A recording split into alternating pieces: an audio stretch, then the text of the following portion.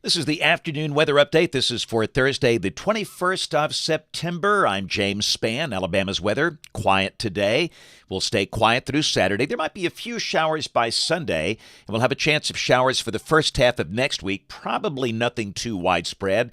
And we have a brand new PTC to discuss, potential tropical cyclone. So here we go. This is the upper air look. And the big trough is out in the western states. And that little wave that came through here earlier today that squeezed out a few sprinkles this morning is now east of the state. And there's the visible satellite view, and you can see that we have a partly sunny sky, really a mix of sun and clouds, and just nothing on radar. That's the radar composite. We're live here at 2:37. We note a couple of isolated showers over South Alabama, but again, they're very few and far between. Temperatures are mostly in the low to mid 80s over the northern half of the state. The cooler spot is Cullman. They've got 79. Birmingham at 81. But down south, heat levels have ticked up a bit. Mobile at 91. Dothan at 89. Check the watch warning map across the country. Things are quiet, but hey, I spy a little purple on that map. That's a winter weather advisory. The first one of the season for parts of Montana and Idaho, the high terrain there. And we have tropical storm watches and warnings up for parts of the mid-Atlantic coast for our new PTC we'll talk about here in a second. Got a chance of severe storms through tonight across parts of the heartland from Texas up into parts of South Dakota. Tomorrow, a risk on the coast of the Carolinas, especially the Outer Banks, a slight risk there, level 2 out of 5. And again, that's with the surface low coming up from the south. Also a chance of severe storms over South Dakota and Nebraska and some of the adjacent states. And Saturday, day 3, a risk of severe storms from near Abilene, Texas, up to about Minneapolis, St. Paul, Minnesota. And again, a marginal risk on the mid-Atlantic coast for the tropical system. Here's a look at rain for the next 7 days. And really not a lot here. We are going to mention the chance of a shower Sunday afternoon, and then a better chance of showers Monday, Tuesday, Wednesday of next week. But it doesn't look like it will be anything especially heavy for most of the state. Rain amounts under 1/2 inch. So in the tropics, we have 3 features on the board. We have Nigel becoming post-tropical. That thing looks post-tropical up in the North Atlantic, and it's accelerating northeastward. A new wave in the eastern Atlantic, and our new surface low that's forming off the coast of Florida. This is the 7-day outlook. Kind of give you a big picture view there. First off, Nigel is, again, accelerating. That thing is moving northeast at 30 miles an hour, becoming post-tropical by tomorrow morning up in the North Atlantic. Here's a look at the feature that is off the coast of Florida, very disorganized at this point. And this is off in the Atlantic, not the Gulf, but the Atlantic. And again, a surface low should form there.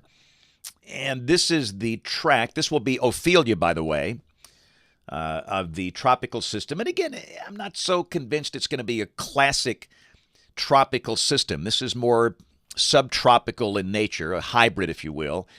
But this thing will likely come up into the Outer Banks Saturday and then move up the coast, then off the tip of Long Island by Monday morning. And this is basically a rainmaker for the Middle Atlantic coast. And 90E, Invest 90, that's the new wave in the East Atlantic. This is the probabilistic outlook coming off the European. And we'll have specific tracks on this tonight, but you get the idea. Most of the ensemble members bring it toward the northern Leeward Islands, and then there's a sharp turn to the right up into the open Atlantic, and it sure looks like, at this point, a recurving system. Of course, it's not locked in stone, but that's the way it looks for now. And again, we can safely say we see no tropical issues in terms of hurricanes or tropical storms for the Gulf of Mexico, at least for the next 7 days. So model fans, this is the GFS, the 12Z run. This is valid tomorrow afternoon at 4. And again, that trough deepens off the South Atlantic coast. Underneath that, we'll have the surface low that will be a subtropical type feature, troughing back in the northwest. And again, that could bring some snow to parts of Idaho and Montana.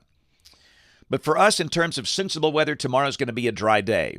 The surface low is well east of Charleston. Tomorrow for us, the sky should be partly to mostly sunny with highs in the 80s. Saturday, the surface low that's again, a hybrid tropical type feature comes up toward Virginia Beach with wind and rain there. But for Alabama, Saturday should be a mostly sunny day. Highs in the 80s. We see no rain for high school football games tomorrow night, no rain for the college games in the state on Saturday.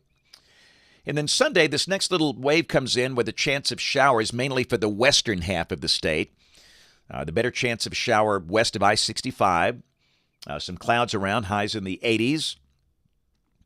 And then on Monday, we'll bring in a chance of showers statewide as moisture levels increase. Again, I don't think it'll be too heavy, but clearly a chance of some rain Monday. Same thing Tuesday, and really the same thing Wednesday, although the better chance seems to be on the eastern side of the state by Wednesday of next week. And this is a week from today, Thursday the 28th. We have pretty good trough on the East Coast and a pretty sharp northerly flow aloft here. And that should pull down some drier air. So the bottom line is for next week, a chance of showers Monday through Wednesday. And then we're looking dry Thursday and Friday. Let's look 10 days out. This is Sunday, the 1st of October. Just feels cool saying that. We've got a shortwave ridge here. And if that's the case, we are dry. Here's a look at rain for Birmingham coming off the GFS ensemble. The mean is the green line of the ensemble members, a little over 1 inch, really between 1 and 2 inches between now and the 7th of October. And the NBM data for Birmingham, national blend of models. Highs most days, low to mid-80s. Lows mostly low to mid-60s. That'll be the case right on through all of next week into that first day of October.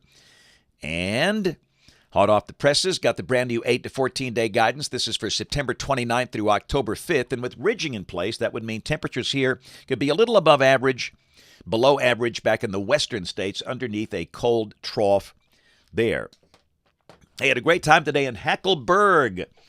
Home of the Panthers, saw the senior adults at their Senior Citizen Center. Had a great time today, meeting a lot of new friends there.